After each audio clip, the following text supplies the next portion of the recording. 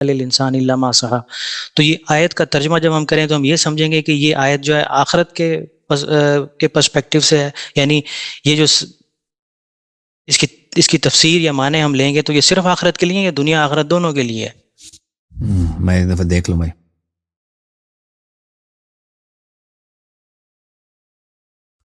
وَأَنَّ لَيْسَ لِلْإِنسَانِ إِلَّا مَا سَعَى وَأَلَّا تَزِرُ وَازِرَةٌ وِزْرَ أُخْرَى. ایک نسل کو دوسری نسل کی سزا نہیں ملے گی.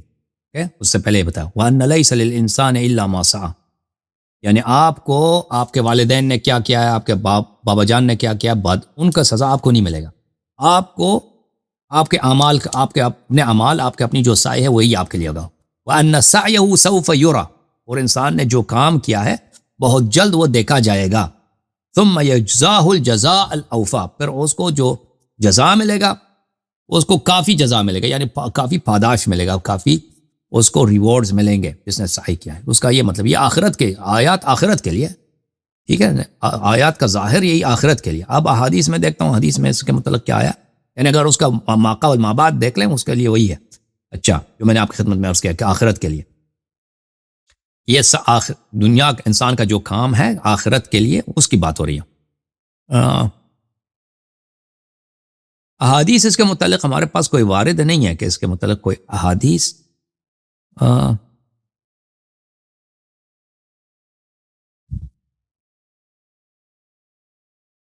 احادیث نہیں ہے اس کے متعلق. اوکے جی یہ ہے. اور آخری چیز ہے حسن بھائی، جی آخری چیز یہ ہے کہ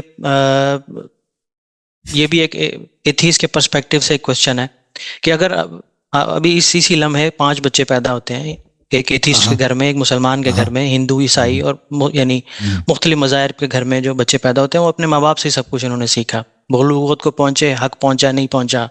تو مسلمان کا کوئی کمال نہیں کہ وہ مسلمان گھرانے میں پیدا ہوا، اور جو غیر مسلم ہے اس کا کوئی قصور نہیں کہ وہ غیر مسلم میں پیدا ہوا.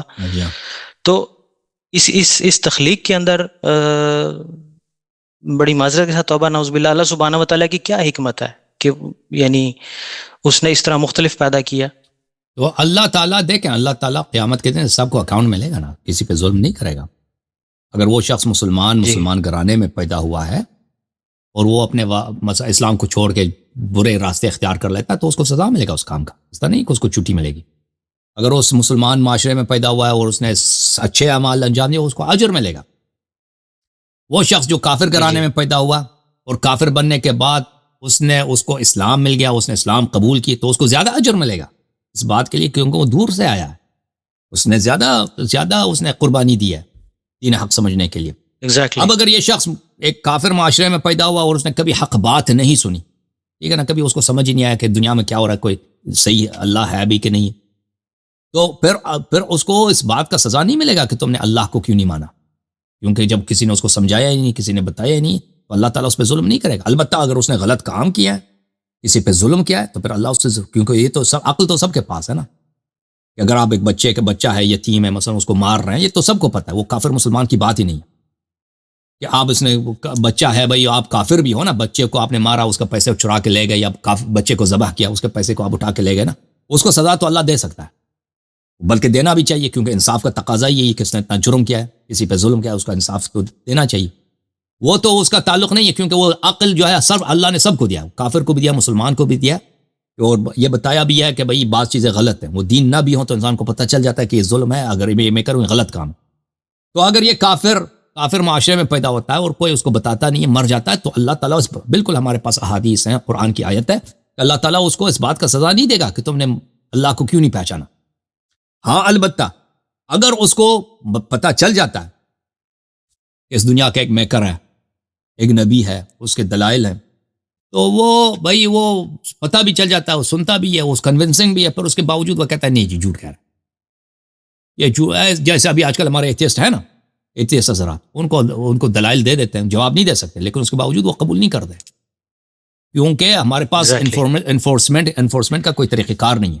وہ اگر ڈینائی کرتے ہیں تو ان کے لیے اس کا کوئی ریپریکیشن نہیں ہے، اس کو وہ ڈینائی کریں ان کے لیے زیادہ مزہ ہے، کیونکہ ڈینائی اگر نہیں ایکسیپٹ اگر کریں گے تو ان کو نماز پڑھنا پڑے گا، شراب چھوڑنا پڑے گا، وہ بہت سارے ان میں سے ہوموسیکشولیٹی چھوڑنا پڑے گا نا، تو یہ Exactly. لیکن اگر وہ ڈینائی کریں تو وہ پھر سب کچھ جائز ہے نا, شراب بھی پی سکتے ہیں, کچھ بھی جو مرضی کرو, اللہ ہے نہیں تو جو مرضی کرو.